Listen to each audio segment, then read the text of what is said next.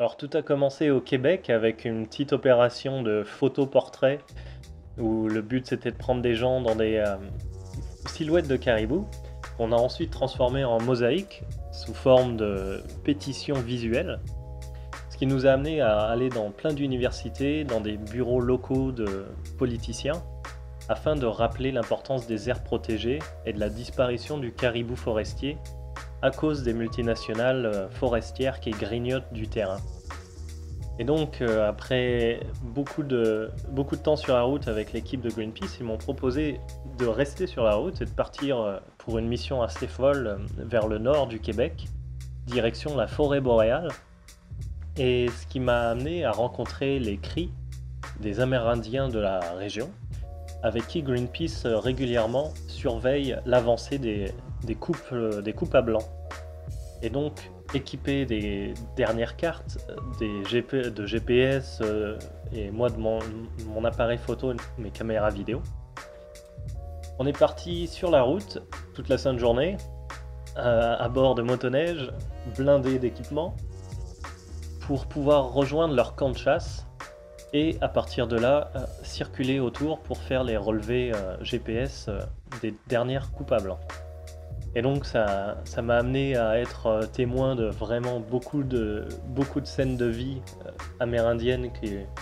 que j'ai été privilégié de voir. Ça m'a permis d'être passager et de me geler bien comme il faut en arrière des motoneiges, en arrière dans un traîneau. C'était vraiment cocasse, c'était vraiment bien. Mais aussi pouvoir m'amuser à piloter les motoneiges.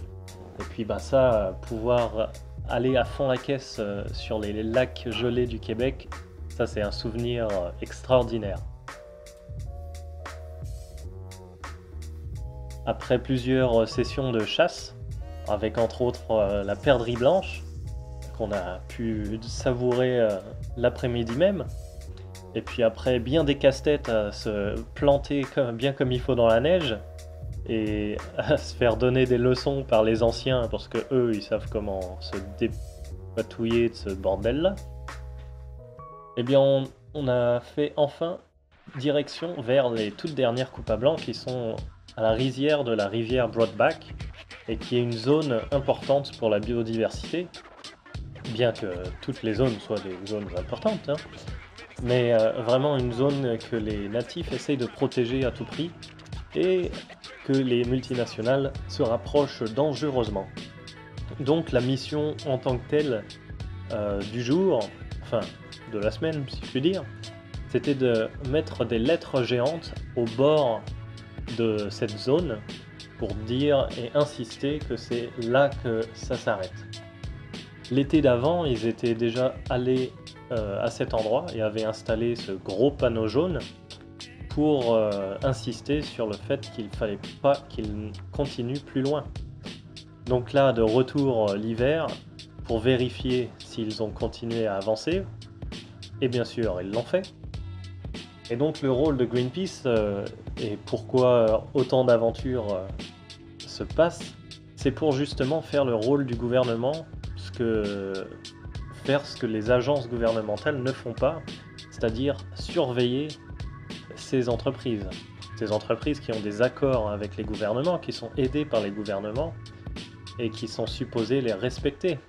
Donc Greenpeace est là pour montrer, être le témoin et montrer au monde que ces entreprises ne respectent pas les accords et donc en principe, ils devraient être sanctionnés. C'est une façon bien sûr de pouvoir rappeler la cause amérindienne, de protéger leur terrain mais aussi leur terrain de chasse. C'est une raison de pouvoir rappeler l'importance de la biodiversité des plantes et de rappeler l'importance des caribous forestiers par exemple, en sachant que les caribous ont besoin d'une superficie énorme pour pouvoir se reproduire et vivre, et qu'il est très important de ne pas faire des coupes à blanc du genre, puisque les caribous se nourrissent principalement de lichens qui poussent sur les arbres de ces forêts boréales. Alors l'expérience en tant que telle était vraiment incroyable bien sûr, alors je me suis bien gelé comme il faut, hein, mais ça C'était un prix très faible à payer pour ces expériences inoubliables. Et merci Greenpeace de m'avoir permis de voir tout ça, de faire partie d'une équipe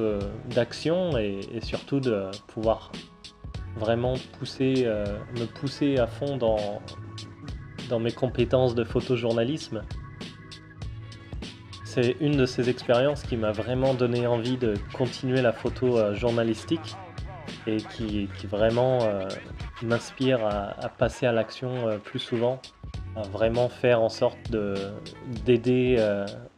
la communauté à ce que ces entreprises ne fassent pas tout et n'importe quoi. Merci Greenpeace de m'avoir permis de vivre autant d'aventures.